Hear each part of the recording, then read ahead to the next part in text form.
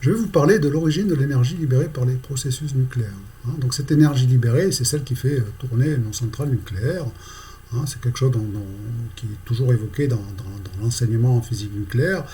Mais très souvent, ça ressemble un petit peu, on évoque l'énergie libérée, ça semble être un fluide subtil et mystérieux. Et pourtant, l'énergie libérée n'est pas un fluide subtil et mystérieux. D'accord, cette énergie, elle est bien prise quelque part. Voilà. Donc et cet aspect-là est souvent pas réellement occulté, mais c'est dit dans un ensemble d'informations. En tous les cas, ce n'est pas mis en évidence et ce n'est pas vraiment compris. Et on va voir que sur un plan historique, pourtant, ça correspond à une des plus grandes difficultés auxquelles les physiciens, à la découverte de la radioactivité, ont eu à faire face. Donc un retour à la belle époque s'impose, les années entre 1900 et 1914. Voilà. On est en 1904. Voilà ce qu'on peut lire dans un journal français, un journal de haute tenue. Dès les premiers travaux de Becquerel, et surtout quand les Curie eurent redécouvert le radium, on vit que tout corps radioactif était une source inépuisable de radiation. Son activité semblait subsister sans altération à travers les mois et les années. C'était déjà là une entorse au principe. Ces radiations, c'était en effet de l'énergie, et de ce même morceau de radium, il en sortait, et il en sortait toujours. Donc on voit bien que les physiciens à cette époque-là étaient devant un processus qu'ils ne comprenaient pas. Ils étaient face à des minéraux qui émettaient des rayonnements dont on ne connaissait que le nom. Ça partait du minéral et puis ça atteignait un détecteur. On dégageait suffisamment d'énergie pour ioniser l'air. C'est ce qu'on voit sur cette photo historique. L'air est spontanément ionisé. D'accord. Et pour autant, on ne voyait pas de processus chimique à l'œuvre, il ne se passait rien. C'était des cailloux qui avaient l'air de cailloux inertes, tout à fait banaux, mais ce n'était pas le cas. Et donc, cette énergie-là, on ne comprenait pas d'où elle venait. Et donc, il continue, il dit les explications proposées furent nombreuses, mais en pareille matière, on ne peut pas dire qu'abondance de biens ne nuit pas. Ça, il faut noter le style de l'époque. Donc, au milieu, alors, il dit. Notez bien, au milieu de tant de ruines, que reste-t-il debout? Donc là, on comprend le désarroi des physiciens à l'époque. Le principe de moindre action est intact jusqu'ici, et leur mort paraît croire qu'il survivra longtemps aux autres. Alors les autres, pour l'essentiel, c'est le principe de conservation de l'énergie. Cette énergie, elle paraissait apparaître spontanément, ex nihilo. Et là, pour les physiciens, c'était une atteinte à un des plus grands dogmes de la physique, qui est la conservation de l'énergie. Voilà. Donc à propos du principe de moindre action, il dit il est en effet plus vague et plus général encore, donc il va peut-être survivre. Alors il ajoute, eh bien j'avais raison autrefois et je n'ai pas tort aujourd'hui. Phrase remarquable. Alors l'hypothèse qui prédominait, qui met en avant ce physicien, ce n'était pas son hypothèse, mais c'était celle qui était en cours à l'époque, en 1904 donc. On a supposé que le radium n'était qu'un intermédiaire, qu'il ne faisait qu'emmagasiner des radiations de nature inconnue qui sillonnaient l'espace dans tous les sens, en traversant tous les corps, sauf le radium, sans être altérés par ce passage et sans exercer sur eux, c'est-à-dire nous et le monde qui nous environne, sauf le radium, aucune action. Le radium seul leur prendrait un peu de leur énergie et il nous la rendrait ensuite sous diverses formes. On retrouve bien là le concept de fluide subtil et mystérieux, qui occupe tout l'espace, qui n'interagit pas avec nous, sauf avec le radium, qui absorbe cette forme d'énergie, qui la transforme par un processus qui restera déterminé et qui nous la restitue sous des formes perceptibles et mesurables. D'accord ? Voilà un petit peu l'explication qu'on pouvait trouver, en tous les cas, en France, en 1904. C'est le fluide subtil et mystérieux, comme l'était l'éther au XIXe siècle, et encore à l'époque, l'éther avait encore, existait encore dans les théories. Alors, le physicien qui s'exprimait, c'était Henri Poincaré, le plus grand mathématicien, physicien et philosophe français. Voilà. Donc, c'était quand même un physicien qui était le premier en haut, qui donnait le ton en physique, à un niveau international. Un an plus tard, voici ce qu'écrivait un inconnu dans une lettre, dans une correspondance à un ami, et il disait la chose suivante. Il m'est encore venu à l'esprit une conséquence du travail sur l'électrodynamique. La masse est une mesure de l'énergie qui est contenue dans un corps. Phrase remarquable, la masse est une mesure de l'énergie qui est contenue dans un corps. Il ajoute, il devrait se produire une diminution sensible de la masse dans le cas du radium. Donc là, il donne l'explication. L'énergie qui rayonne est prise sur la masse. Et ça, c'est quelque chose d'extraordinaire au sens où, à l'époque, Cette assertion allait totalement à l'encontre du dogme d'un des piliers de la physique, d'un dogme qui était que la matière se conservait. On pouvait la modifier, la mettre en jeu dans des réactions chimiques, la pulvériser, la casser, etc. Mais la matière restait la matière. Hein, c'était une grandeur qui se conservait. Voilà. Donc là, dire que la masse baissait, comme ça, c'était quelque chose qui n'était guère entendable à l'époque. Il continue, alors, une petite précaution oratoire, il dit « La chose est plaisante et séduisante à considérer, mais Dieu n'est-il pas en train d'en rire et me mène-t-il par le bout du nez? Ça, je suis incapable de le savoir. » Moi, je pense sincèrement qu'il ne doutait pas, parce que effectivement, c'était Albert Einstein, dans une lettre à Konrad Chabich, sans doute une petite précaution oratoire. J'ai l'intuition qu'il était sûr de lui, quelque part, parce que son explication était cohérente et l'avenir lui a donné raison, bien sûr. Donc il se produit bien une diminution sensible de la masse dans le cas du radium. C'est quelque chose sur lequel on va revenir. Alors, le principe d'équivalence matière-énergie, donc la relativité restreinte d'Einstein, pour l'essentiel, l'équation la plus célèbre au monde, E égale mc2. Donc vous prenez une masse, vous multipliez par le carré de la vitesse de la lumière, vous obtenez une énergie. Ça, c'est vrai sur un plan dimensionnel, ça n'est pas discutable. L'énergie cinétique, un demi de mv2, c'est la même équation dimensionnelle. D'accord ? Ce qui est important, c'est qu'ici, Einstein va plus loin, il dit que de la masse peut se transformer en une autre forme d'énergie. Et ça, l'humanité l'a bien compris. Donc toute masse M peut être assimilée à une quantité d'énergie grand E, avec cette transformation-là qui est possible. Donc ça, je disais, l'humanité l'a bien compris en août 1945, Hiroshima. Hiroshima, c'est 1 gramme de matière qui a été utilisé, qui s'est transformé en une autre forme d'énergie. 1 gramme seulement. Et réciproquement, et c'est comme ça qu'Einstein l'avait montré, on peut écrire que c'est la même équation, mais que M est égal à E sur C carré. Et sous cette forme-là, la signification, c'est que toute forme d'énergie, E, possède un équivalent inertiel. Et ça, c'est beaucoup plus troublant. Et ça c'est beaucoup moins passé dans le grand public, même parfois chez les physiciens. D'accord ? Alors, exemple, c'est dans un collisionneur, vous mettez de l'énergie cinétique, c'est de l'énergie, mais cinétique, de l'énergie de mouvement. Et l'énergie de mouvement, Galilée disait, la vitesse, c'est comme rien. D'accord ? C'est que du mouvement par rapport à un référentiel au repos. Et pourtant, cette énergie cinétique peut se transformer et créer de la masse, créer de nouvelles particules. Et ça, c'est quelque chose d'assez troublant, si on y pense bien. Donc, au-delà des équivalences masse-énergie, égale mc carré, la puissance de cette théorie, c'est de montrer que la masse pure peut se transformer en une autre forme d'énergie réciproquement. C'est ça qui est important.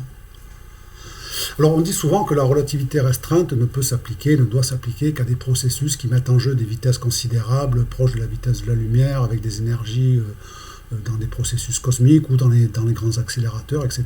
Et qu'en dehors de ça, les phénomènes classiques ne sont pas relativistes. Alors, ils ne sont pas relativistes, les processus physiques, en première approximation. Mais en vérité, cette physique-là s'applique à tous les niveaux de la physique.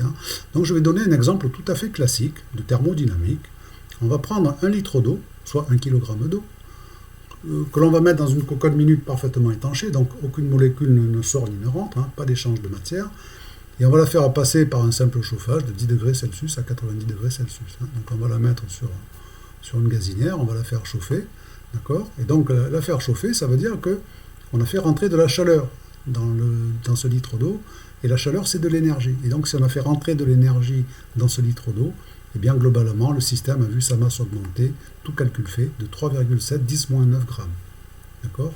M est égal à E sur C carré. Alors, c'est une quantité très faible, c'est 3,7 nanogrammes. Dans ce processus-là, la variation de masse n'est pas sensible, au sens où on aurait du mal à la mesurer, mais pour autant, l'effet est réel. D'accord ?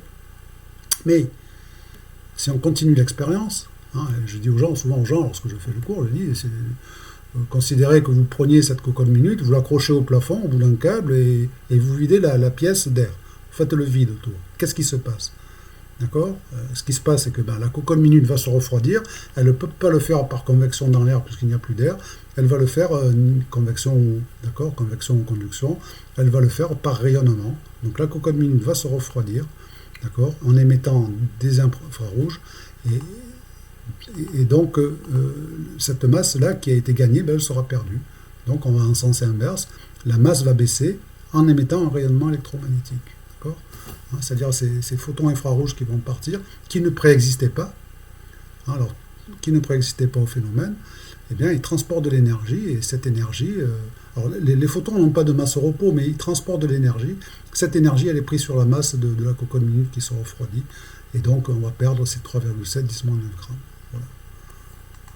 Alors notez bien que là, on tombe sur le concept de rayonnement, et ça c'est important dans notre propos. Voilà, ça rayonne. Hop. Alors, une petite parenthèse sur les unités de masse et d'énergie utilisées en physique nucléaire. Si on garde les unités classiques, les kilogrammes, les joules, etc., donc la masse d'un proton, 1,7 10 -27 kg, multiplié par le carré de la vitesse de la lumière, on trouve donc une énergie 1,53 10 -10 joules. Donc là, c'est des grandeurs qui ne sont pas vraiment pratiques d'emploi. Donc on fait un changement d'unité, et on passe à l'électron-volt, et c'est multiple. Alors, un électron-volt, c'est 1,6 10 -19 joules. C'est l'énergie d'un électron accélérée par une différence de potentiel d'un volt. Pas grand-chose à notre échelle. Et on va utiliser plutôt les multiples, le keV, 1000 électron-volts, ou le MeV, 1 million d'électron-volts. Voilà. Alors ensuite, lorsqu'on prend les énergies de masse au repos, MPC carré, donc pour le proton, 938,25 MeV, le neutron un petit peu plus lourd, 939,55 MeV, et l'électron, lui, c'est 0,511 MeV, 511 keV. D'accord ? Et on utilise un raccourci, énergie de masse au repos, on dit les masses, on parlera de masse, on peut enlever le terme C carré, on peut le faire disparaître ou pas, peu importe, on dira, voilà, la masse du proton, c'est 938,25 MeV. Et sous-entendu, quand on fait rentrer ça dans les bilans d'énergie, c'est l'énergie de masse au repos. Alors, une autre petite parenthèse, c'est plus qu'une parenthèse, on va arriver à une conclusion importante, c'est la constitution de l'atome et du noyau. Donc un atome est constitué de deux parties très distinctes. Donc d'abord le noyau, d'accord, composé de protons et de nucléons liés, appelés nucléons. Alors, ce qui est important, c'est le rayon moyen des noyaux, c'est quelques Fermi. Un Fermi, c'est 10 -15 mètres. Masse du proton et du neutron, on l'a vu, sensiblement égale, de l'ordre de 938 mètres. Et puis vous avez les électrons qui vont venir habiller l'atome en vérité et faire l'essentiel du volume. Le rayon d'un atome, c'est de l'ordre de 10 -10 mètres. Tout ça étant formé par les électrons, par les nuages électroniques. D'accord ? Donc 10 -10 mètres. Et l'électron, lui, il est 1850 fois moins massif que les nucléons. Il a une masse de 511 keV. Si on prend en considération ces paramètres dimensionnels de masse, par exemple, entre les nucléons et les électrons, on se rend compte que 99,97% de la masse de l'atome, c'est-à-dire en fait la masse du noyau, est contenue dans un volume 10 -15 fois plus petit. En termes de rayon, on a un rapport de 10 puissance 5, donc en termes de volume, c'est un rapport de 10 puissance 15, 10 puissance 15 fois plus petit. D'accord ? Voilà. Donc ça veut dire que toute la masse de l'atome est contenue dans un très petit volume. Et lorsqu'on calcule la masse volumique du noyau, sa densité, on trouve une densité extraordinairement élevée, à savoir 200 millions de tonnes par centimètre cube. D'accord ? Voilà. Et donc, qui dit grande densité de masse, dit, par équivalence, grande densité d'énergie. Et c'est ça qui est important. D'accord ? La conclusion de cette petite approche qui est dimensionnelle, c'est de dire que lorsqu'on va s'intéresser aux processus qui ont lieu au sein du noyau, donc les processus nucléaires, donc qui sont des processus physiques qui obéissent aux mêmes lois que les autres processus, thermodynamique et chimie, etc., conservation de l'énergie, de la charge, etc., toutes les lois de conservation usuelles. Et donc la différence, c'est que en général, dans un processus physique, il y a un échange d'énergie dans un sens ou dans l'autre. Et bien ainsi, les quantités d'énergie qui sont mises en jeu dans un sens ou dans l'autre sont considérablement beaucoup plus élevées que dans les processus classiques, mécaniques, chimiques, thermodynamiques, etc. Ça, c'est lié à la densité nucléaire, fondamentalement. Donc aux dimensions du noyau. Alors, petite parenthèse là encore, notation et terminologie, pour les gens qui me connaîtraient, pour que les gens sachent de quoi on parle. Les noyaux, en général, on les note par le symbole chimique grand X, donc CS pour le césium, cobalt, Am pour l'américium, etc. Ensuite, en bas à gauche, On peut porter le nombre de protons que l'on note symboliquement grand Z, hein, qui est ce qu'on appelle le numéro atomique. Donc le césium c'est 55, cobalt 27, l'américium c'est 95. Ensuite en haut à gauche on porte le nombre total de nucléons, qui est donc le nombre qu'on note grand A, nombre de masse, nombre de protons, plus nombre de neutrons. Je reviens ici. Le nombre de protons dans un atome neutre est égal au nombre d'électrons, et le nombre d'électrons, c'est ce qui conditionne la nature chimique de l'élément. Donc il y a une équivalence entre le symbole chimique, la nature chimique du noyau, et puis de l'atome auquel appartient ce noyau, et puis le numéro atomique. Donc très souvent on peut faire disparaître Z. Voilà. Alors quelques exemples. Vous avez par exemple le cobalt 59 et le cobalt 60, hein, ce sont deux isotopes du cobalt, hein, caractérisés par le numéro atomique, ici 27. Alors isotope, pourquoi? Parce que isotopos, même lieu, dans le tableau de Mendeleïev. Hein, ce sont les mêmes éléments chimiques en soi. Autre exemple, césium 137 et barium 137, d'accord, ils ne sont pas isotopes, ils ont des numéros atomiques différents. Par contre, ils ont le même nombre de nucléons, et ce sont ce qu'on appelle des isobars. Ils ont le même poids. Hein, le poids est conditionné pour l'essentiel au premier ordre par le nombre de nucléons. Ce sont des isobars dans la famille 137. Et on reparlera plus loin des transformations isobariques, hein, qui sont les processus sans doute les plus communs, les plus importants lorsqu'on étudie l'instabilité des noyaux, la fameuse radioactivité. Voilà. Et donc en général, on peut enlever les numéros atomiques. Alors, le point central de cette affaire, c'est quoi? On a dit, c'est d'où provient l'énergie libérée, hein, qui n'est pas un fluide subtil et mystérieux. Donc pour ça, je propose une petite expérience de pensée. Alors, donc en cours, je pose la question.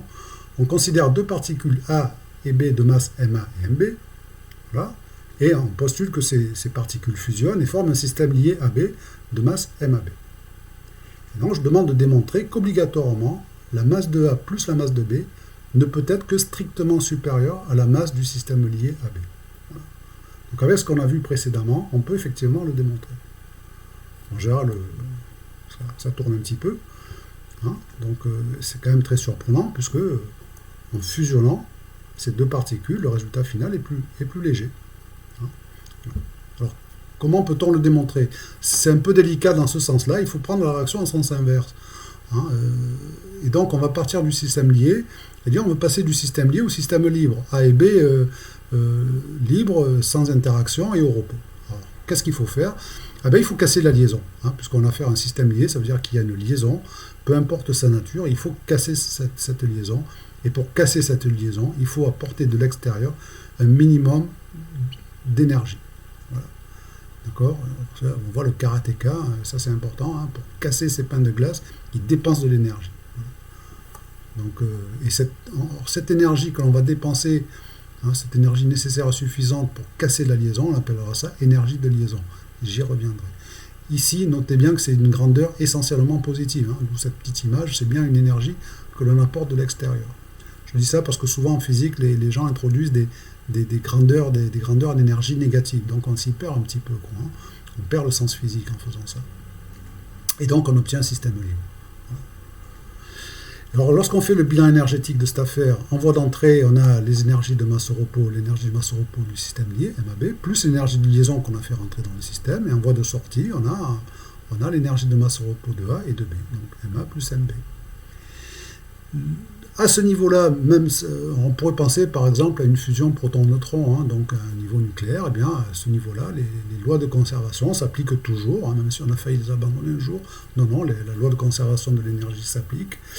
Et donc ce que l'on peut dire, c'est que ces deux quantités-là sont égales, d'accord, et qu'en transformant l'équation, on peut créer que l'énergie de liaison, entre guillemets, c'est la masse de A plus la masse de B, moins la masse du système AB. Et l'énergie liaison étant positive, c'est pour ça que j'insiste là-dessus, obligatoirement, la masse de A plus la masse de B ne peut être que strictement supérieure à la masse du système lié. Voilà. C'est démontré. Hein. Donc c'est très surprenant, mais en cassant un objet, si vous pesez les deux morceaux, eh bien les deux morceaux sont plus lourds que le système initial. Hein, et ça, je vais y revenir, c'est valable à tous les domaines. Hein. Par exemple, si un jour vous cassez le vase de Ming de votre belle-mère, eh bien il aura fallu dépenser de l'énergie, d'accord? Et globalement, si vous pesez l'ensemble des morceaux, c'est plus lourd que le vase initial. Donc vous pourrez toujours dire qu'il y a plus de vases de Ming sur un plan inertiel, c'est vrai. Hein, même si ça reste difficilement mesurable, l'effet est réel. Voilà. Alors le schéma énergétique correspondant ici, on construit un axe, c'est quelque chose de conventionnel. Hein. Ce schéma-là, il conduit à terme au schéma de désintégration qui sont très utiles et très utilisés lorsqu'on étudie les processus de désintégration. Donc on construit un axe dirigé vers le haut pour les énergies de masse au repos. Donc on porte la masse du système lié ici, hein, qui vaut ce qu'elle vaut. Voilà, on fait un petit échelon ici pour mettre des informations. Et puis le système libre, MAC carré plus MBC carré, on a dit plus élevé, valeur plus élevée, donc on le met ici. Hein, vous voyez, on monte en masse. Et la différence entre les deux états, ici, hein, qui est une grandeur toujours positive, c'est ce qu'on appelle l'énergie de liaison du système AB. D'accord ? Et cette énergie-là, on la met en évidence en cassant la liaison, hein, donc en apportant de l'énergie de l'extérieur. D'accord ? Donc on monte en masse ici. Alors là, si on étudie la réaction inverse maintenant, et c'est là qu'on va comprendre la notion d'énergie libérée, si on part du système libre, et ce système va fusionner, hein, donc on ne met pas d'énergie cinétique en voie d'entrée, on considère que les particules s'approchent avec des énergies, des vitesses très très faibles, donc parfaitement négligeables. Hein, donc les particules sont libres, ici sont tout au repos. D'accord, voilà, on obtient le système lié. Si on fait un bilan énergétique, en voie d'entrée, on a la masse de A plus la masse de B, en voie de sortie, la masse du système AB.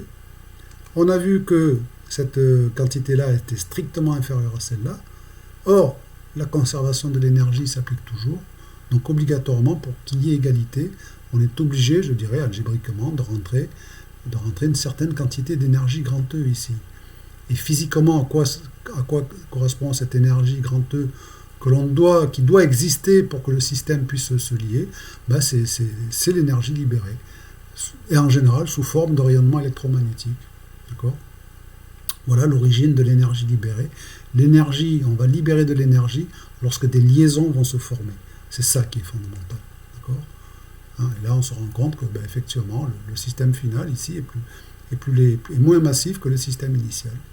Voilà. Et la différence, c'est du rayonnement. Ce qui est fondamental, ce qu'il faut bien comprendre, hein, c'est que pour que des particules puissent se lier, il faut nécessairement qu'elles trouvent un moyen d'évacuer l'énergie rendue disponible par la création des liaisons. Hein, donc il faut que le système puisse évacuer cette énergie excédentaire. C'est l'origine des rayonnements. Quelque forme que ce soit, hein, c'est l'origine des rayonnements. Dans le nucléaire, c'est souvent des photons gamma, hein, mais pas que. Voilà l'essentiel. Hein, voilà l'essentiel de l'origine de l'énergie libérée, c'est la création des liaisons. Là, on constate que l'énergie libérée est égale à l'énergie de liaison de l'état final. Donc, lorsqu'on fait de la liaison, le système final est lié, il y a de l'énergie de liaison, j'y reviendrai, mais l'énergie libérée, c'est cette énergie de liaison. Alors, le grand mystère au-delà de ça, c'est la magie, c'est que la nature est permis aux particules de se lier. Ça, c'est l'horizon de la connaissance. Hein. Pourquoi je laisse ça à des physiciens plus pointus que moi. Mais voilà. Hein. L'énergie est libérée en général lorsqu'on crée de la liaison. Alors le schéma énergétique est celui-ci. Donc l'état libre est là, l'état lié est là. Et dans le sens, lorsque la liaison se crée, on va de là vers là, on baisse en masse. Hein. On baisse en masse ici, en énergie de masse au repos. Et la différence, on le retrouve sous forme de rayonnement. D'accord ? Qui va rayonner, qui va interagir, qui va faire ce qu'elle a à faire. D'accord ? On est passé à une autre étape. Ici, c'est la transition se fait, la transition énergétique se fait, on libère de l'énergie sous forme de rayonnement. D'accord ? Alors, en général, dans les schémas des intégrations, on fait disparaître l'axe des énergies de masse au repos, et on garde ces deux, hein, on garde ce schéma-là, l'état initial, l'état final plus bas, et l'énergie libérée par le processus. Donc l'énergie, je l'ai déjà dit, l'énergie libérée est égale à l'énergie de liaison de l'état final. Ouais, c'est une petite répétition, désolé. Alors, ce qui est intéressant ici, enfin, ce qui est intéressant, ce qui me paraît intéressant, c'est de comparer, c'est d'aller voir des phénomènes connus, des phénomènes classiques qui libèrent de l'énergie. Hein. Je vais prendre trois exemples. Je vais prendre un objet qui chute. Un objet qui chute, hein, si vous mettez un objet ici, il va chuter spontanément. D'accord ? Du fer en fusion qui se solidifie, là encore, il le fait spontanément. Une fois que vous l'avez chauffé, il va se refroidir. Pas besoin de pousser. L'explosion hydrogène-oxygène, c'est un peu moins spontané. Il faut souvent apporter ce qu'on appelle une énergie d'activation, une petite allumette, mais même si vous ne mettez pas d'allumette, l'hydrogène et l'oxygène vont réagir lentement pour former de l'eau. D'accord ? Donc ça peut être spontané. Ça ne sera pas explosif. Mais l'image est meilleure. Ce que l'on va voir, c'est que dans ces trois exemples obéissent à un même principe au moteur qui se retrouve dans la radioactivité. Hein, c'est l'intérêt de la chose. Et au-delà, on va voir les ordres de grandeur mis en jeu. Hein. Si on prend le cas de la chute d'un objet, je prends 1 kg de fer qui chute d'une hauteur de 1 mètre. Donc il va chuter d'une hauteur de 1 mètre, il va acquérir au bout de sa chute une énergie cinétique de, c'est MGH, 9,81 joules, et cette énergie cinétique, lorsqu'il va heurter le sol, elle va repartir sous forme de rayonnement, sous forme d'onde acoustique. Hein. Donc on retrouve la notion de rayonnement, avec ici une position qui est stable. Voilà. Alors, si on fait le calcul, si on rapporte cette énergie de 9,81 joules à chaque atome de fer de notre objet, hein, c'est-à-dire 10 puissance 25 noyaux, eh bien on trouve 6 microélectronvolts. Voilà l'énergie obtenue par un seul noyau qui fait une transition gravitationnelle sur une hauteur de 1 mètre. 6 microélectronvolts. Si vous prenez du fer qui passe de la phase liquide à la phase solide, donc qui va se refroidir en émettant de l'énergie, là encore, sous forme de rayonnement infrarouge, hein, comme notre cocotte minute tout à l'heure, eh bien, elle va se refroidir et se solidifier. La chaleur de latente de fusion, mot magique là encore, hein, chaleur latente de fusion, c'est 272 kJ par kilogramme, et ramené à chaque atome de fer, c'est 0,17 électronvolts. Et si vous prenez l'explosion hydrogène, enfin la réaction hydrogène-oxygène, explosive ou pas, hein, cette réaction-là libère ce qu'on appelle la chaleur de réaction, d'accord, et on trouve c'est 286 kJ par mol, et ramené à chaque réaction, l'unité, c'est 3 électronvolts qui sont libérés. Voilà. Alors bien sûr, quand il y a beaucoup d'hydrogène avec de l'oxygène qui arrive, hein, ça peut être catastrophique. Hein. Voilà. L'histoire l'a montré. Alors les points communs entre ces trois phénomènes, c'est tout d'abord la cause. La cause, c'est l'augmentation de l'intensité des liaisons. Il y a quelque part aussi une cause finale, c'est la recherche de stabilité. On va y revenir. L'objet qui chute, augmentation de l'intensité des liaisons, l'objet qui chute est plus lié à la Terre. Hein, plus vous baissez, plus vous serez lié à la Terre. À l'inverse, plus vous montez, si on vous met au bout d'une fusée, vous pouvez vous libérer de l'attraction terrestre. Les atomes de fer sont plus liés entre eux dans la phase solide que liquide, c'est pour ça que le fer devient solide, hein, les liaisons sont plus intenses. Les atomes d'hydrogène se lient aux atomes d'oxygène, hein, donc il y a une liaison qui se crée. Les conséquences, c'est une augmentation de la stabilité finale et donc de la libération d'énergie qui rayonne, hein, de l'énergie rayonnante. Voilà, on a une onde acoustique avec la chute de l'objet, la position finale elle est plus stable, hein, par construction. On a un rayonnement infrarouge avec le fer qui refroidit naturellement et spontanément, et qui à l'inverse ne peut pas se réchauffer spontanément tout seul. Hein. On a bien la notion de direction de processus ici, hein, j'en dirai un petit mot. Et puis vous avez une onde de choc avec l'explosion par exemple, et vous obtenez un état beaucoup plus stable, hein, de l'eau c'est stable, beaucoup plus stable qu'un mélange hydrogène-oxygène gazeux. D'accord ? Voilà. Alors, comme je disais, ces phénomènes génèrent de l'entropie au sens où, lorsqu'on prend une quantité d'énergie qui est très concentrée et qui va rayonner, donc occuper un volume de plus en plus grand, eh bien, on peut montrer que l'on génère de l'entropie, hein, au sens de l'entropie au sens de Boltzmann. D'accord ? Voilà. Donc, des processus spontanés et irréversibles, avant tout. Alors, c'est quoi l'analogie forte avec la radioactivité ? Une des raisons, c'est que certains noyaux peuvent augmenter l'énergie de liaison des nucléons en transformant un neutron en proton ou inversement. D'accord ? la nature permet au sein des noyaux à un proton de devenir neutron ou à un neutron de devenir proton. Voilà. Alors ça, c'est ce qu'on appelle l'interaction faible, hein, qui permet cette transformation. Et donc, si on prenons le noyau de césium-137, d'accord, voilà, avec ces nucléons, eh bien, effectivement, la nature peut permettre à ce neutron de se transformer en proton. En faisant cela, il se transforme en barium. Hein, ce sont deux noyaux, deux isobars. Hein, donc ici, on a 55 protons, et là, on en a 56, mais un nombre de nucléons constant. C'est donc une transformation isobarique. D'accord ? Et donc, ce que l'on peut montrer, c'est que dans un noyau de barium-137, les nucléons ici sont plus fortement liés. D'accord ? Ça peut se montrer avec ce qu'on appelle le modèle en goutte liquide. Hein. C'est des raisons qui sont liées à ce qu'on appelle la statistique de Fermi-Dirac entre les protons et les neutrons, mais ça s'explique assez aisément. Et donc ici, on a un système plus lié. Donc, qui dit, ça veut dire qu'on a créé des liaisons.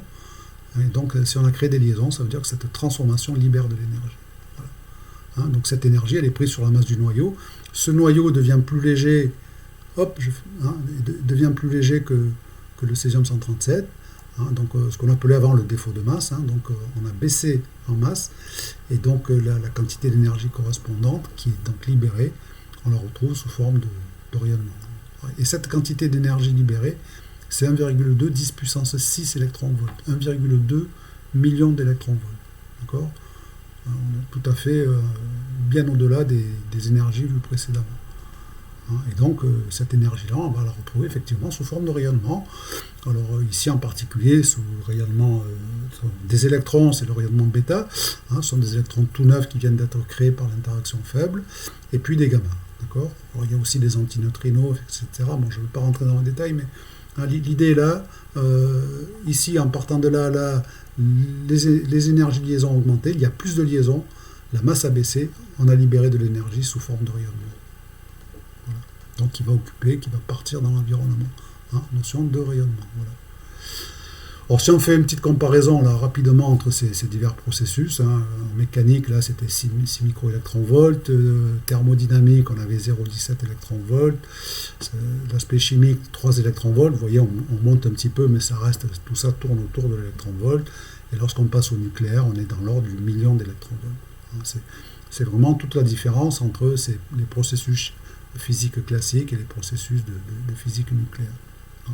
Pour le reste, les lois sont les mêmes, hein, conservation de l'énergie, mouvement cinétique, quantité de mouvement, la charge, etc. Les lois de conservation restent les mêmes. Hein, mais ce sont les énergies mises en jeu. Tout le sel du nucléaire provient de cette propriété-là. Hein. Ce sont les quantités d'énergie mises en jeu à l'unité qui sont considérablement plus élevées. Toutes les applications du nucléaire en découlent. Voilà, donc c'est quand même important de le signaler. Et la raison, on l'a vu, hein, fondamentalement, hein, c'est lié à la densité de ces noyaux subatomiques, hein, 800 millions de tonnes par centimètre cube. Voilà, c'est à peu près tout. D'accord ? Alors, ce qu'il faut se rappeler de façon générale, c'est que libérer de l'énergie nécessite en général de créer ou de renforcer des liaisons. D'accord ? Non, par exemple, lorsque vous refroidissez de l'eau, hein, donc vous allez tirer de l'énergie de l'eau, dans un premier temps, de l'eau, hein, cette eau va refroidir, hein, donc les atomes vont de moins en moins vite, puis à un moment donné, donc la température baisse, et lorsque vous arrivez à 0 degré Celsius, vous allez avoir vous êtes en diphasique, vous aurez de l'eau et de la glace qui se forment, et là vous tirez de l'énergie et la température ne baisse plus, et en fait, de l'eau se transforme en glace et vous créez des liaisons. D'accord ?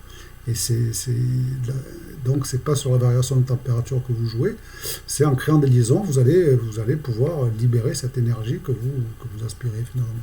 D'accord ? Ça explique tout à fait, c'est quelque chose que l'on retrouve en thermodynamique, qui, moi, personnellement, m'a permis de mieux comprendre, hein, ces aspects-là. D'accord ? Voilà. Donc, notion de recherche de stabilité dans cette histoire, hein, qui est une constante, on va dire, dans un grand principe en physique, hein, tout système tend vers la stabilité, d'accord ? Sauf nous, qui sommes des systèmes hautement instables, on est plus proche de cet état métastable, hein, on sent bien qu'il va se passer quelque chose sur la longueur. Hein. Eh bien, la recherche de stabilité, ça veut dire qu'on va tout système va tendre à augmenter l'énergie de liaison. Et donc, s'il augmente les énergies de liaison, eh bien, il va baisser en masse et il va libérer de l'énergie. Voilà. On a tout ça qui s'enchaîne, et on peut faire un raccourci en disant que la recherche de stabilité va se conclure par de la libération d'énergie. Mais il ne faut pas oublier les étapes intermédiaires. Alors, une application immédiate de cela, c'est ce qu'on appelle les paraboles de masse des isobars. Voilà. Alors, en fait, c'est quoi la parabole de masse des isobars? Si vous prenez tous les noyaux qui ont le même nombre de masses, donc ce qu'on appelle une famille isobarique, et que vous les reportez sur un graphe en mettant en ordonnée les énergies de masse au repos des noyaux, quantité mesurable, et en ordonnée les masses, et en abscisse, vous les classez par Z croissant, là on part de 20 pour le calcium, 21 pour le scandium, etc. Vous montez en Z, et bien les masses des noyaux se répartissent suivant une parabole. Là encore, on peut démontrer cette parabole, en retrouver l'équation grâce au modèle en gouttes liquides. Ce sera peut-être l'objet d'une autre vidéo. Mais voilà comment se répartissent les masses des noyaux.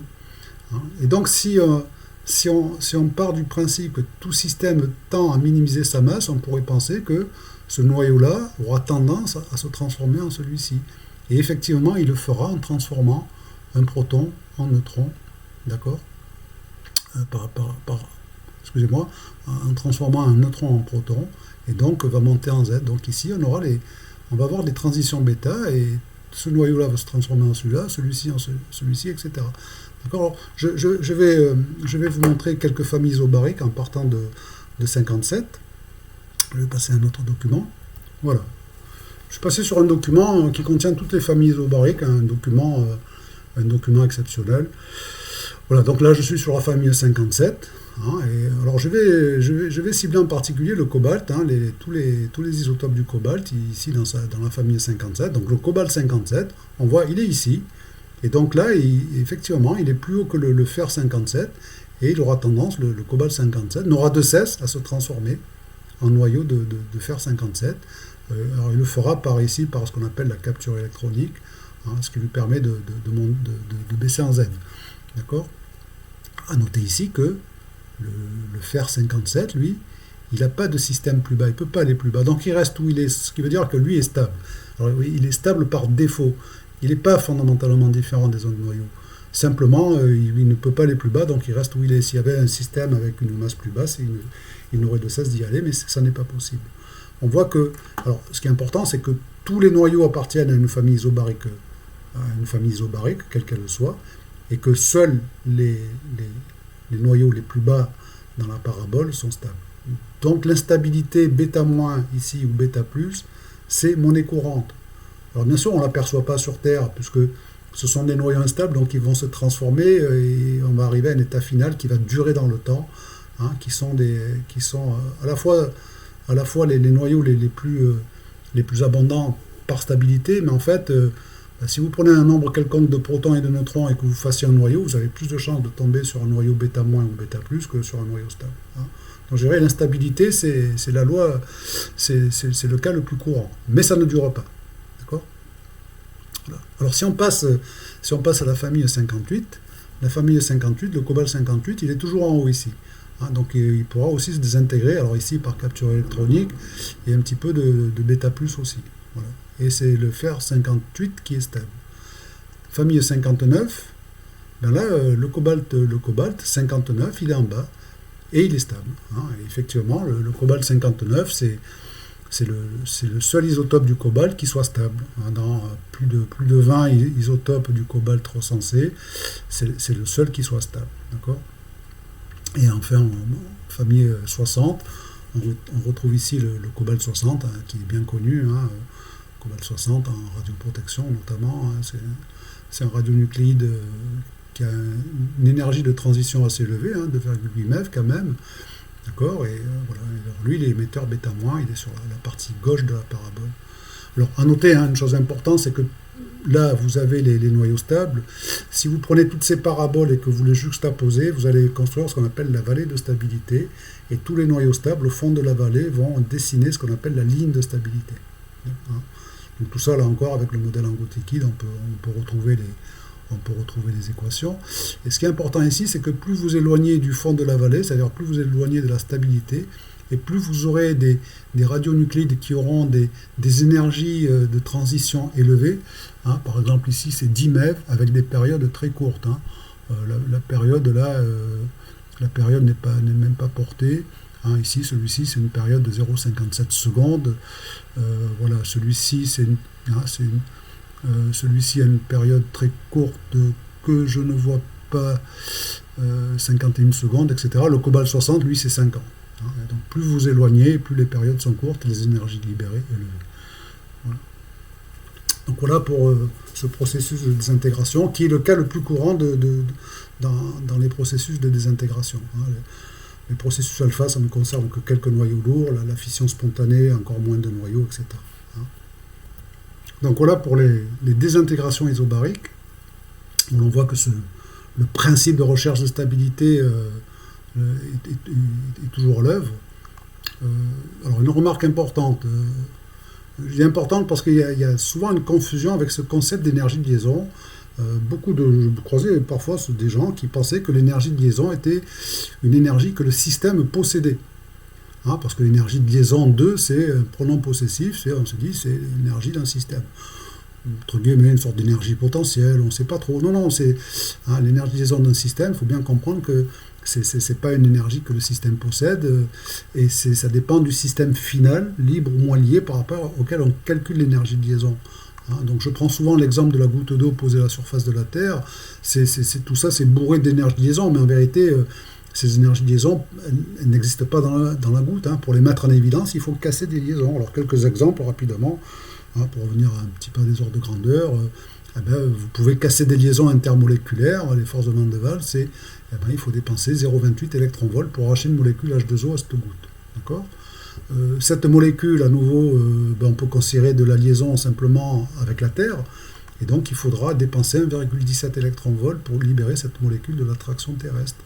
D'accord ? Et bon, vous avez cette molécule maintenant H2O toute seule dans le vide intersidéral, enfin interplanétaire plutôt, mais c'est encore bourré d'énergie de liaison. Vous pouvez séparer cette molécule en un atome d'oxygène et 2 atomes d'hydrogène, et là il faut dépenser 5,7 électronvolts.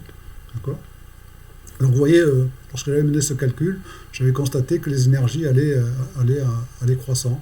Alors, on a des phénomènes qui demandent de plus en plus d'énergie pour casser les liaisons. C'est encore tout ça bourré de liaisons, donc d'énergie de liaison. On peut commencer par enlever tous les électrons, hein, casser toutes les liaisons électroniques des 3 atomes. D'accord ? Et là, il faut dépenser 1184 électronvolts pour une ionisation totale, c'est-à-dire 1,1 keV. Hein. C'est encore pas énorme, mais c'est déjà un processus assez violent, physiquement parlant, mais on est encore loin des énergies mises en jeu dans le nucléaire. Tout ça, alors vous avez les électrons maintenant qui font leur vie d'un côté, il vous reste trois noyaux tout seuls.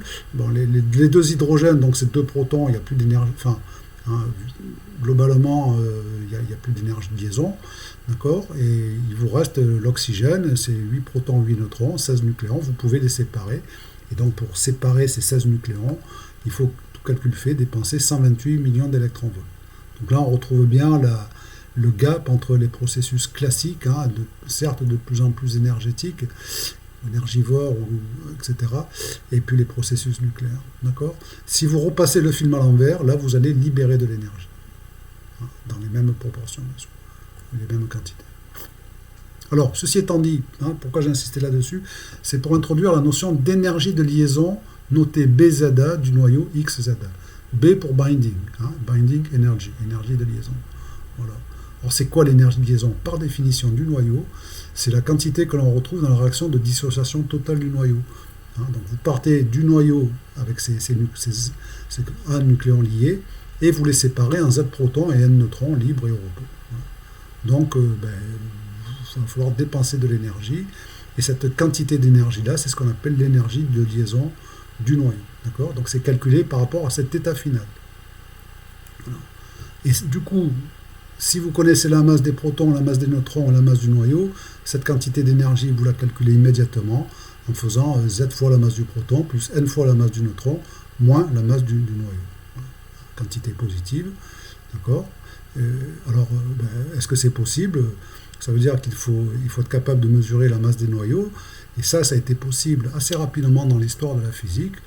Ça a été fait en 1919 par William Aston, qui était le créateur du spectromètre de masse. Tout ça, ça se passe aux alentours de la Première Guerre mondiale. Donc voici Aston dans son laboratoire et avec le premier spectromètre de masse. Et il a fourni, il reste de lui ce qu'on appelle la courbe d'Aston, qui est vraiment quelque chose de fondamental dans ce domaine-là. Alors c'est quoi la courbe d'Aston? On a porté ici en abscisse le nombre de masses, et en ordonnée, on porte la valeur moyenne de liaison par nucléon. Donc c'est BZA sur BZA divisé par le nombre de nucléons. Énergie moyenne de nucléons dans des noyaux en fonction du nombre de masses. Alors qu'est-ce que l'on constate en partant des noyaux légers ici? Si vous prenez le cas du proton, le proton, lui, c'est A égale 1, il n'y a aucune liaison, donc on part de 0. Et lorsque vous commencez à créer des noyaux avec plusieurs nucléons, vous créez de la liaison, et on voit que l'énergie de liaison moyenne augmente. Alors là, l'idée, c'est que pourquoi est-ce que ça augmente? C'est que lorsque vous prenez un noyau et que vous rajoutez de plus en plus de nucléons, la plupart des nucléons vont se retrouver en volume, donc ils seront mieux entourés d'autres nucléons, donc ils subiront plus de liaisons. Alors que les noyaux qui restent en surface sont moins liés. Alors ça, c'est important, cet effet de surface, j'y reviendrai un petit peu. Donc ici, l'énergie moyenne ne fait que monter. On arrive à un maximum, qui est situé au niveau du fer, ce qu'on appelle le pic du fer. C'est pour cette raison fondamentale que, par exemple, le fer, c'est le noyau de la Terre, c'est un des éléments les plus abondants dans l'univers. Et à partir de là, on voit que l'énergie moyenne par nucléon redescend. Alors pourquoi? Eh bien parce que dans un noyau, tous les protons, 2 à 2, se repoussent, donc créent de l'antiliaison. Et donc ça augmente en fonction du carré du nombre de protons. Donc lorsque les noyaux sont de plus en plus lourds, cette répulsion-là joue de plus en plus, et ce qui fait qu'en moyenne, les nucléons sont moins liés. D'accord? Alors ça, c'est un aspect assez important, on va y revenir. Alors en moyenne, on peut dire, c'est une valeur qu'on donne souvent en moyenne, si on moyenne sur tout ça, en moyenne c'est 8 MeV de liaison par nucléon, en dehors des noyaux très légers ici, qui ne sont pas les plus nombreux, tout ça tourne autour de 8 MeV de liaison par nucléon, c'est à peu près 1% de la masse totale. Donc là on retrouve la notion de ce que disait Einstein, il devrait se produire une diminution sensible, mesurable, notable, de la masse dans le cas du radium. Là c'est bien quelque chose qui ne passe pas inaperçu. Voilà, mis en évidence par Aston en 1919. Alors cette courbe, alors là, ce que je vous avais dit, c'est que pour les noyaux légers, l'énergie moyenne augmente parce que les nucléons sont de plus en plus dans le volume, et ici l'énergie baisse en partant de là parce que on a de plus en plus de protons qui se repoussent 2 à 2. Voilà. Et donc, si on part du principe que pour libérer de l'énergie nucléaire, il faut augmenter l'énergie de liaison moyenne par nucléon, un nombre de nucléons constant. Ça veut dire qu'on a 2 chemins possibles. Pour augmenter cette énergie moyenne, c'est ce sens-là ou celui-là. En partant d'ici et en remontant vers là. D'accord? Ça correspond à quoi? Donc ça, c'est quelque chose de connu. Dans ce sens-là, donc ici, c'est la fusion. Vous prenez 2 noyaux légers, vous fusionnez, et bien effectivement, vous allez libérer de l'énergie parce que vous aurez créé des liaisons. Il y aura plus de liaison dans l'état final, tout simplement parce que le rapport surface sur volume diminue, en gros. Et donc, par exemple, l'énergie libérée par la fusion de deutérium-tritium, c'est 17,6 MeV. Sous forme, on va retrouver ça sous forme de 2 particules chargées lourdes, sous forme d'un neutron et puis d'un atome d'hélium, d'accord? Et ici, la fission, dans notre sens. Donc la fission, vous prenez un noyau très lourd, donc typiquement l'uranium 235, plutonium 239, alors ce qui est paradoxal, je vais y revenir, c'est que dans ce sens-là, vous êtes obligé de le casser. Donc casser le noyau, ça veut dire casser des liaisons. Mais pour autant, effectivement, vous commencez par casser des liaisons, et sous cette forme-là, donc vous faites 2 gros morceaux, un fragment de fission, sous cette forme-là, effectivement, eh bien, il y a au final, plus d'énergie de liaison que dans le système initial. C'est ce que nous dit la courbe ici. D'accord? Et vous voyez que on va gagner 0,9 MeV par nucléon, Donc tout calcul fait, 235 fois 0,9, on trouve qu'une fission libère 200 millions d'électronvolts. D'accord ? Et ça a été mis en évidence aussitôt que Otton a mis en évidence en 1939 en Allemagne la fission. Hein, il a vu des produits de fission qui chimiquement n'étaient pas là au départ. Donc ils ont compris que la fission des noyaux lourds pouvait exister. Ils ne s'y attendaient pas. Ils ne pensaient pas que les noyaux lourds pouvaient fissionner. D'accord ? Ils envoyaient des neutrons en voulant en faire des captures neutroniques pour monter en isotopie, mais ils ne s'attendaient pas à la fission des noyaux lourds. Donc lorsqu'ils ont compris que la fission des noyaux lourds, ce modèle était connu, et c'est Lise Meitner qui a immédiatement calculé que chaque fission libérait 200 millions d'électronvolts. Une réaction chimique, je vous rappelle, c'est quelques électronvolts. Donc l'intérêt de la fission nucléaire, elle a été immédiatement comprise. Hein, tout ça en 1939, Joliot-Curie dépose 2 brevets, un pour les armes et un pour les réacteurs. D'accord ? C'est l'intérêt du nucléaire, hein, c'est la quantité d'énergie libérée à l'unité. Donc je vais terminer en parlant de fission induite par des neutrons thermiques, hein, ce qu'on appelle la fission thermique.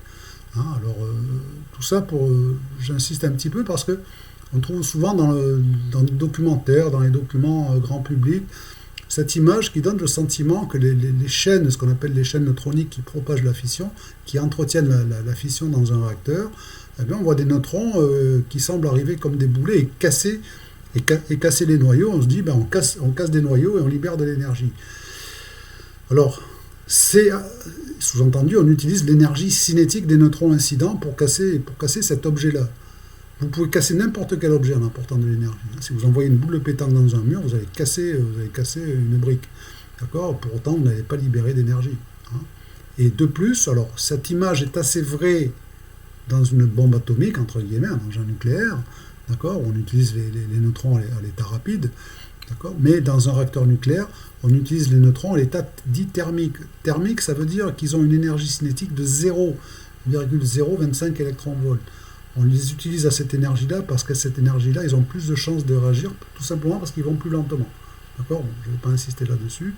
Ce que je veux dire par là, c'est que l'énergie propre des neutrons, leur énergie cinétique, est totalement négligeable dans les énergies mises en jeu. Ce n'est pas cette énergie-là qui va permettre au noyau de fissionner.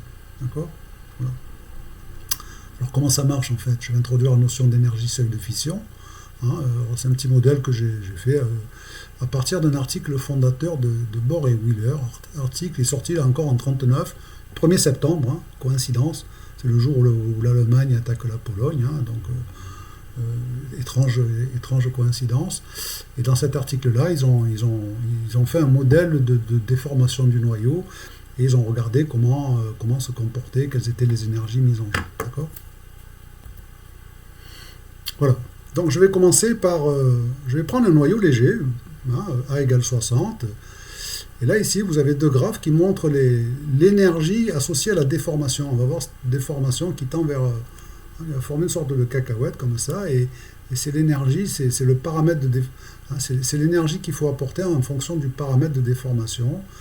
Et ici, on a cette courbe, c'est la différence de ces 2 courbes-là.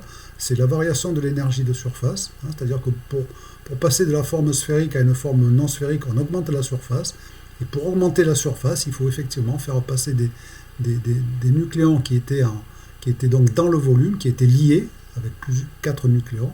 Il faut les faire passer en surface, et en surface, ils ont moins de voisins, hein, ils ont 2 fois moins de voisins, et donc ils sont 2 fois moins liés.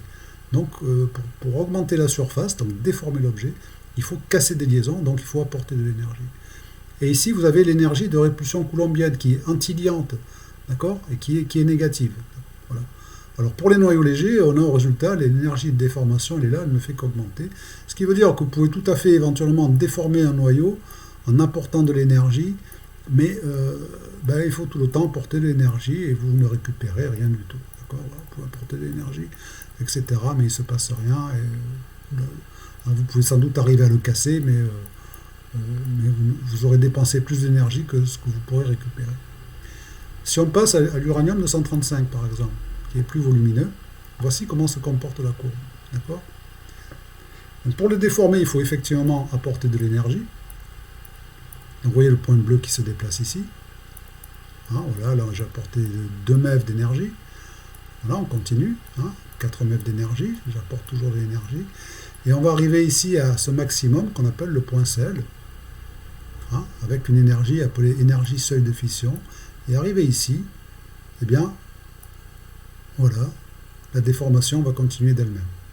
Et le noyau, arrivé ici, va se séparer, et les deux fragments de fission vont se repousser violemment, parce que là, c'est un noyau chargé positivement, Z sur 2 à peu près, hein, 235 divisé par 2, enfin c'est 92 pardon, divisé par 2, et ici pareil, donc on a deux noyaux très positifs qui vont se repousser violemment, donc on va récupérer, on va créer deux fragments de fission qui vont se repousser dans sur des particules chargées très énergétiques.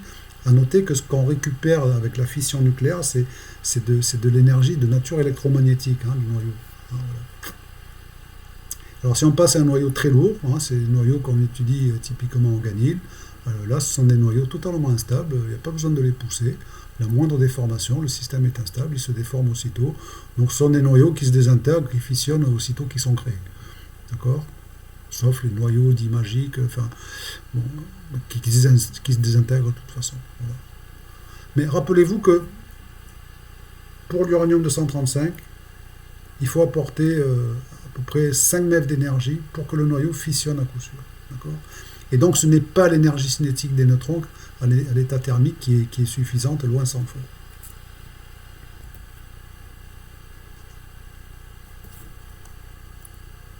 Voilà, donc il faut fournir entre 4 et 6 MeV, disons, à des noyaux pour qu'ils fusionnent avec une très grande probabilité. Sinon, en général, ils restent comme ils sont.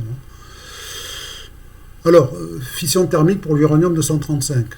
En fait, ce n'est pas l'uranium-235 qui fissionne, c'est l'uranium-238. Suivant cette réaction-là, on prend un noyau d'uranium-235, on lui envoie un neutron thermique. Ce neutron thermique va être absorbé par le noyau et former ce qu'on appelle un noyau composé, donc de l'uranium-236. Voilà. Et c'est ce noyau-là qui va fissionner en réalité. Alors comment ça se fait aussi simplement avec un neutron thermique ? Eh bien, il faut revenir au schéma énergétique pour comprendre. Alors, premièrement, le système final, c'est de l'uranium-236. Souvent, je pose là une petite révision.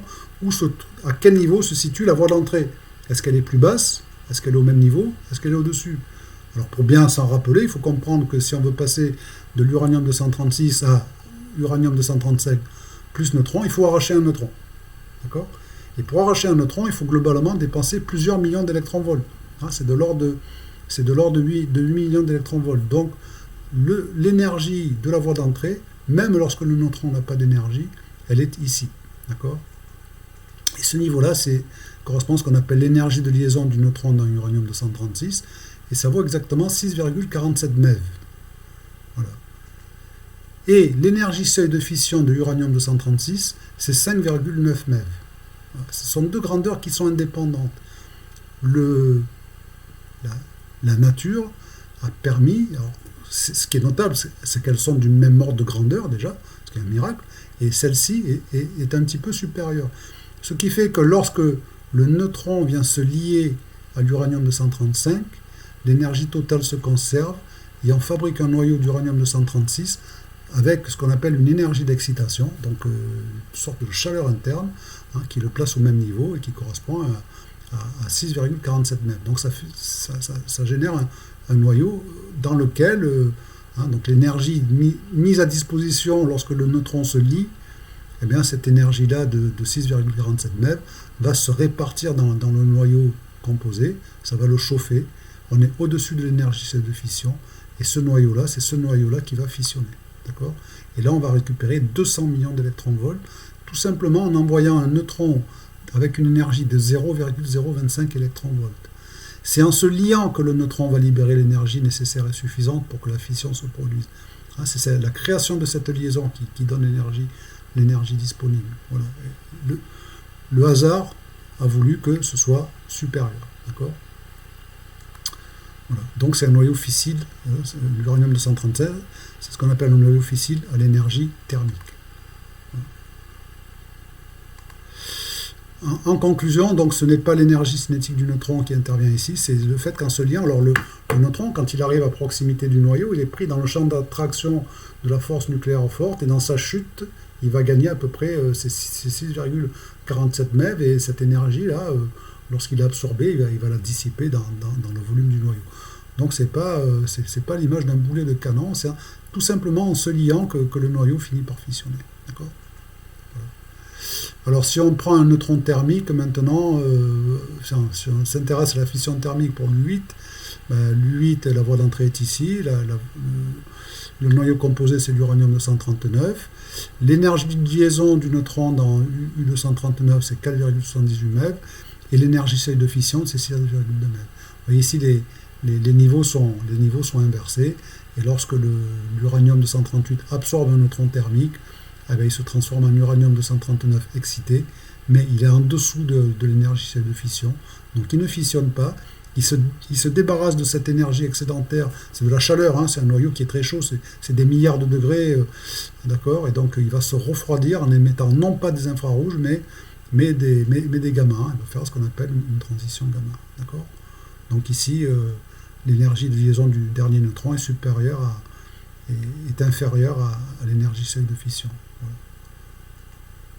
Donc c'est ce qu'on appelle une capture fertile, puisque à terme, l'uranium 239 va se transformer en plutonium 239 via des transitions bêta.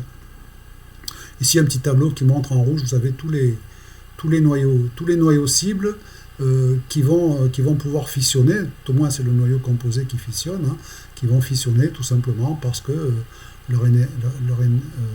l'énergie seuil de fission est inférieure à l'énergie de séparation du dernier neutron. Hein, le thorium 231, l'uranium 233, l'uranium 235, le plutonium 239, hein, c'est les deux principalement utilisés, ils sont là. Voilà. Alors, pour terminer, un petit exemple pris dans un autre domaine, petit calcul que j'ai fait, parce qu'un jour j'avais un collègue qui faisait une conférence à Saclay, et puis une petite dame lui a dit, alors lui c'était un spécialiste de la physique des particules, hein, d'accord, il n'était pas astronome, et une petite dame lui a dit, mais j'ai cru comprendre que dans le système Terre-Lune, la masse de la Terre plus la masse du système Terre-Lune était plus petite que la masse de la Terre et la masse de la Lune pris séparément. Et en fait, il n'a pas su répondre. D'accord, parce que voilà, cette histoire d'énergie de liaison qui faisait baisser la masse, voilà, il avait mal intégré. Et en fait, effectivement, si on calcule l'énergie de liaison de la Lune à la Terre, simplement avec la loi de Newton, en intégrant de la distance Terre-Lune jusqu'à l'infini, donc en la séparant, eh bien, on trouve une énergie de 7,56 10 puissance 28 joules. Et tout ça divisé par 1, m est égal à E sur c carré, la masse équivalente, c'est 800 millions de tonnes. Alors c'est assez considérable, hein. Et en fait, ça fait un cube d'eau de 1 km de côté. Alors relativement à la masse de la Terre, c'est rien du tout, hein. Si vous imaginez un cube de 1 km ici, l'orient de la Terre c'est 6000 km, petit objet d'1 km, ici à cette échelle-là on ne le verra pas, c'est relativement très faible, mais ça met en évidence d'abord qu'effectivement le système Terre-Lune a une masse plus petite que la masse de la Terre et la masse de la Lune pris séparément. Ça montre surtout qu'à ce niveau-là, on a quand même à faire, compte tenu des quantités de matière, de masse mise en œuvre, même si l'interaction gravitationnelle est par exemple totalement négligeable au sein des noyaux, dans les systèmes cosmiques, les énergies mises en jeu sont considérables. Voilà. J'en ai terminé et je vous remercie pour ceux qui sont allés jusqu'au bout de cette vidéo.